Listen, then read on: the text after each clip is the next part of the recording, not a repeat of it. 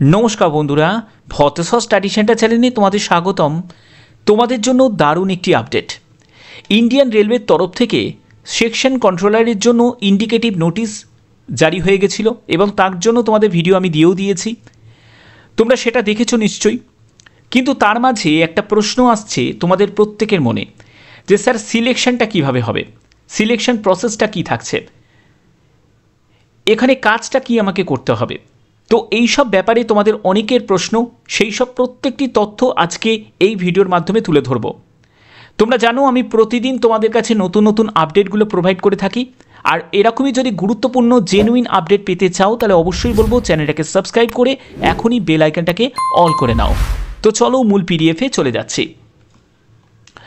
তো দেখো, এখানে আমি যে পিডিএফটা ওপেন করেছি সেটা একদম অফিসিয়াল পিডিএফ আমি ওপেন করেছি, একদম অফিসিয়াল। তোমরা দেখতে পাচ্ছ একদম অফিসিয়াল পিডিএফ।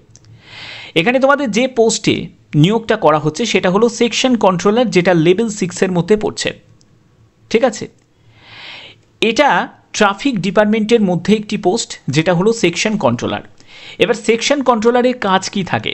সেকশন কন্ট্রোলার মানেই বুঝতে পারছো যে একটা পুরো সেকশনকে কন্ট্রোল যে করে তাকেই সেকশন কন্ট্রোলার বলে। যেখানে ট্রাফিক ডিপার্টমেন্টে বিভিন্ন সিগন্যালিং থেকে শুরু করে অ্যানাউন্সমেন্ট প্রত্যেকটা তত্ত্বাবধানে এই সেকশন কন্ট্রোলার থাকে। ঠিক আছে, এবং যে টাইম শিডিউলে যে ট্রেন চলছে সেটাও কিন্তু এই সেকশন কন্ট্রোলারের মাধ্যমেই অপারেট হয়। ওকে, আচ্ছা, এবার তোমাদের আর একটা প্রশ্নের আমি উত্তর এখানেই দিয়ে দিচ্ছি যে এটা সেফটি ক্যাটাগরির মধ্যে পড়ছে না নন সেফটি ক্যাটাগরির মধ্যে। খুব সহজ একটি প্রশ্ন, তবে এটা সেফটি ক্যাটাগরির মধ্যেই তোমাদের এটা পড়ছে। ওকে, আচ্ছা, তোমাদের দেখো 60% ডাইরেক্ট রিক্রুটমেন্ট, অর্থাৎ তোমাদের যে এখন বর্তমানে যে ভ্যাকেন্সিটা বেরিয়েছে, ঠিক আছে, আশা করছি তোমরা এই নোটিশটা তোমরা প্রত্যেকে দেখেছো। ঠিক আছে, যে তোমাদের 15ই সেপ্টেম্বর থেকে আবেদন শুরু, 14ই অক্টোবর পর্যন্ত তোমরা আবেদন করতে পারবে।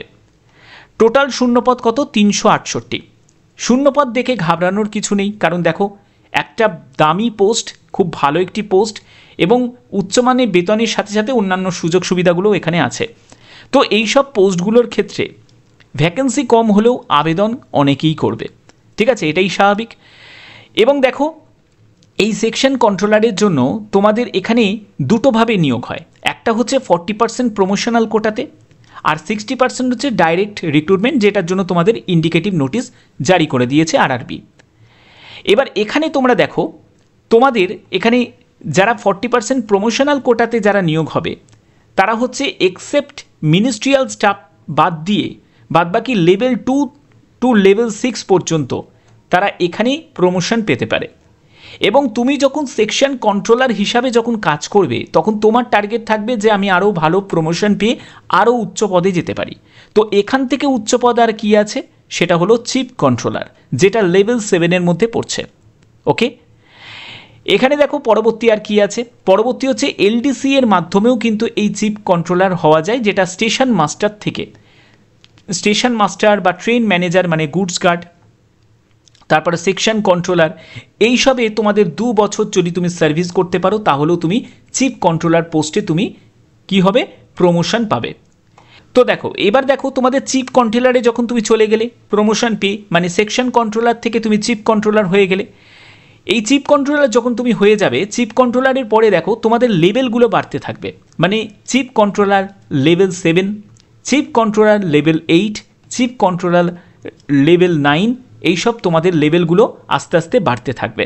সেকশন কন্ট্রোলারের জন্য এডুকেশন কোয়ালিফিকেশন কি প্রয়োজন? সেকশন কন্ট্রোলারের জন্য এডুকেশন কোয়ালিফিকেশন হচ্ছে গ্র্যাজুয়েশন, অর্থাৎ যে কোনো শাখায় তুমি যদি গ্র্যাজুয়েট হয়ে থাকো, আর্টস হোক, সায়েন্স হোক, কমার্স হোক, তাহলেই তোমরা এলিজিবল, তোমরা প্রত্যেকে সেকশন কন্ট্রোলার পোস্টের জন্য আবেদন করতে পারবে। A2 ক্যাটাগরি মেডিকেল স্ট্যান্ডার্ড প্রয়োজন হয়। এখানে তোমাদের এক্সামিনেশন প্যাটার্ন, আমি প্যাটার্নের দিকে যাচ্ছি, সব কিছু ডিটেলসে বলবো। তোমাদের প্রথমে একটা ইনিশিয়াল ট্রেনিং থাকবে, কারণ ইনিশিয়াল ট্রেনিং, কারণ তোমরা জানো ফাইনালি জয়েন করার আগে একটা তোমাদের ট্রেনিং প্রোভাইড করা হয় সেই কাজ সম্পর্কে জ্ঞান অর্জন করানোর জন্য। তো এবার দেখো তোমাদের এখানে লেভেল 6 অনুযায়ী বেতন থাকে A2 ক্যাটাগরি মেডিকেল স্ট্যান্ডার্ড, যেগুলো তোমাদের ইন্ডিকেটিভ নোটিসে সব কিছু ক্লিয়ার করা আছে, এবং তোমরা যে কোনো একটি জোন সিলেক্ট করেই তোমরা আবেদন করতে পারো। এবার তোমাদের অনেকের প্রশ্ন যে স্যার কোভিডের জন্য তো 3 বছর করে রিল্যাক্সেশন দেওয়া হচ্ছে, তো আর কি আমরা পাবো? একদমই নয়। কোনো কোভিডের জন্য আর কোনো রিল্যাক্সেশন নেই যা তোমাদের দেওয়ার 2024-এ দিয়ে দিয়েছে, ঠিক আছে? আর কোনো রিল্যাক্সেশন তোমরা এখান থেকে পাবে না, ওকে? আচ্ছা, এখানে যেটা তোমরা পাবে সেটা হলো যারা SC ST ক্যান্ডিডেট তারা বয়সে 5 বছর, ওবিসিরা যারা বয়সে 3 বছর, এরকম যারা PWBD ক্যাটাগরি যারা রিল্যাক্সেশন পায়, তো সেই রকম রিল্যাক্সেশন যারা গভর্নমেন্ট রুলস অনুযায়ী যেরকম পেয়ে থাকো সেরকম তোমরা পাবে। তো বোঝা গেল, তোমাদের যে কোনো একটি RRB সিলেক্ট করেই আবেদন করতে হবে। তুমি যে কোনো RRBতে তুমি আবেদন করতে পারো, ওকে? আচ্ছা, তো এবার দেখো তোমাদের সিলেবাসের জায়গায় নিয়ে চলে যাচ্ছি কিভাবে তোমাদের সিলেকশন করা হবে।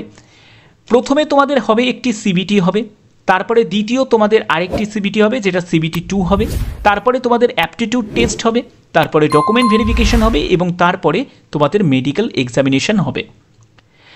এখানে তোমাদের যেটা হবে প্রথমে সেটা হলো CBT 1। এই CBT 1-এর জন্য কি সিলেবাস থাকছে? ম্যাথামেটিক্স থাকবে 30 কোশ্চেন 30 মার্কস থাকবে, জেনারেল ইন্টেলিজেন্স অ্যান্ড রিজনিংয়ের ওপর 30 কোশ্চেন 30 মার্কস থাকবে, জেনারেল অ্যাওয়ারনেসের ওপর 40 কোশ্চেন 40 মার্কস থাকবে, 100 কোশ্চেন 100 মার্কস তোমাদের থাকবে, 1 ঘন্টা 30 মিনিট তোমরা সময় পাবে। এখানে নেগেটিভ মার্কিং নিশ্চয়ই আছে, 1/3 নেগেটিভ মার্কিং থাকছে, অর্থাৎ 3টে প্রশ্নের ভুলের জন্য প্রাপ্ত নম্বর থেকে 1 নম্বর কাটা যাবে। কোশ্চেনের ল্যাঙ্গুয়েজ কি হবে? কোশ্চেনের ল্যাঙ্গুয়েজ সম্পূর্ণ রিজিওনাল যে ল্যাঙ্গুয়েজ আছে সেই ল্যাঙ্গুয়েজেই তোমাদের প্রশ্নপত্র তোমরা পেয়ে যাবে, অর্থাৎ তুমি হিন্দি, ইংলিশ, বেঙ্গলি সব ল্যাঙ্গুয়েজই তুমি পাচ্ছ, যেরকম তোমরা রেলের এক্সাম দিয়ে থাকো সেরকমই তোমাদের এখানে সেম ব্যাপারটাই থাকছে। এরপরে তুমি চলে যাবে CBT 2-তে। CBT 2-তেও কিন্তু সেই 1/3 নেগেটিভ মার্কিং থাকবে এবং CBT 2-তে যেটা থাকবে ম্যাথামেটিক্স 35 কোশ্চেন 35 মার্কস, রিজনিংয়ের ওপর তোমাদের 35 question 35 marks, general intelligence and general অ্যাওয়ারনেসের ওপর 50 কোশ্চেন 50 মার্কস তোমাদের থাকবে, জেনারেল অ্যাওয়ারনেসের ওপর থাকবে 50 কোশ্চেন 50 মার্কস থাকবে, 120 কোশ্চেন 120 মার্কসের পরীক্ষা হচ্ছে, 1 ঘন্টা 30 মিনিট সময় দেওয়া হবে। এবং এখানে বলে রাখি তোমাদের CBT 2টা যে মার্কস তুমি পাবে সেই মার্কসটার 70% তোমাদের নেওয়া হবে এবং বাদবাকি যে 30% থাকবে সেটা CBAT থেকে নেওয়া হবে, যেটা আমি পরবর্তী জায়গায় তোমাদের বলে দিচ্ছি। দেখো এখানে বলছে মেরিট উইল বি প্রিপেয়ার্ড, যেটা তুমি candidate qualifying in the CBAT, তুমি যদি CBATর জন্য কোয়ালিফাইড হও সেখানে দেখো 70% weightage for the marks of 10 CBT 2, অর্থাৎ CBT 2-তে তোমার 70% নেওয়া হবে এবং তোমার CBAT-তে তোমার 30% নেওয়া হবে, দুটোকে কম্বাইন করে তোমাদের মেরিট প্রিপেয়ার্ড হবে, ওকে? বোঝা গেল? আচ্ছা, এর পরবর্তী কি? এর পরবর্তী হচ্ছে তোমাদের ডকুমেন্ট ভেরিফিকেশন হবে এবং মেডিকেল এক্সামিনেশন হবে। এই মেডিকেল এক্সামিনেশনটা খুব গুরুত্বপূর্ণ একটা পার্ট, যেখানে তোমাদের A2 ক্যাটাগরি মেডিকেল স্ট্যান্ডার্ড প্রয়োজন এবং physically fit in all respects, অর্থাৎ চোখের যদি কোনো সমস্যা যদি থাকে তাহলে সেক্ষেত্রে কিন্তু তোমার এখানে সমস্যা হতে পারে, আবেদন করার আগে ভাবতে হবে, ওকে? এখানে দেখো তোমাদের 6/9 দৃষ্টিশক্তি থাকতে হবে উইদাউট গ্লাসেস, অর্থাৎ চোখে চশমা থাকলে চলবে না, চোখে চশমা ছাড়া তুমি যদি 6/9 দৃষ্টিশক্তি কোনো জিনিস যদি পড়ে দিতে পারো তাহলেই তুমি এখানে আবেদন করতে পারো, কোনো অসুবিধা নেই। কোনো ফগিং টেস্ট এখানে হবে না। 0.6 হচ্ছে নিয়ার ভিশন উইদাউট গ্লাসেস, এখানেও চোখে চশমা থাকলে চলবে না। Colour vision, binocular vision, night vision, myopic vision, এইসব টেস্টগুলোও তোমাদের হবে, অর্থাৎ যাদের কালার ভিশনের মানে তোমাদের বর্ণান্ধ রোগ আছে এবং যারা রাতকানা রোগ আছে তারা কিন্তু এখানে আবেদন করো না, কারণ যে কোনো পর্যায়ে এত ফাইনাল স্টেজে গিয়ে কিন্তু তোমাদের রিজেক্ট করে দিতে পারে। অবশ্যই এই জায়গাটা তোমাদের খেয়াল রাখতে হবে।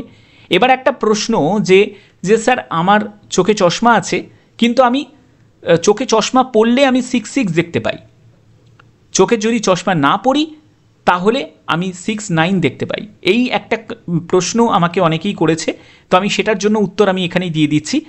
যদি ধরো তুমি চশমা পরো, তোমার অতটা চোখের সমস্যা নেই, তুমি জাস্ট আরও যাতে বেটার দেখতে মানে পাও তার জন্যই তুমি চশমাটা পরো এবং তোমার চোখে যদি চশমা পরো তাহলে তুমি 6/6 দেখতে পাও, কিন্তু এখানে বলেছে 6/9 মানে অর্থাৎ তোমাদের এখানে কনসিডার দেওয়া হয়েছে, অর্থাৎ যারা এরকম মানে ক্যান্ডিডেট আছে যাদের চোখে খুব একটা বেশি জটিল কোনো সমস্যা নেই, যারা ভালো ভিশনের জন্য বেটার ভিশনের জন্য যারা 6/6 দেখার জন্য 6/6 দেখার জন্য যারা চশমা পরছো তারা আবেদন করতেই পারো, কোনো অসুবিধা হবে না। কিন্তু তুমি যদি চশমা পরে যদি দেখতে পাচ্ছ যে 6969, তাহলে কিন্তু এখানে সমস্যা আছে, তাহলে কিন্তু হবে না। এখানে বলেই দিয়েছে উইদাউট গ্লাস, অর্থাৎ চোখে চশমা ছাড়া তোমাকে 6969 দৃষ্টিশক্তি তোমার থাকতে হবে, ঠিক আছে। সেখানে যদি তুমি চশমা পরে যদি তুমি 6969 যদি দৃষ্টিশক্তি হয়, তাহলে কিন্তু এখানে হবে না। বোঝা গেল? অর্থাৎ যারা চশমা পরা ব্যক্তি তারাও আবেদন করতে পারে, কিন্তু কনসিডার একটাই ক্ষেত্রে করবে, তোমাকে 6969 দৃষ্টিশক্তি থাকতে হবে।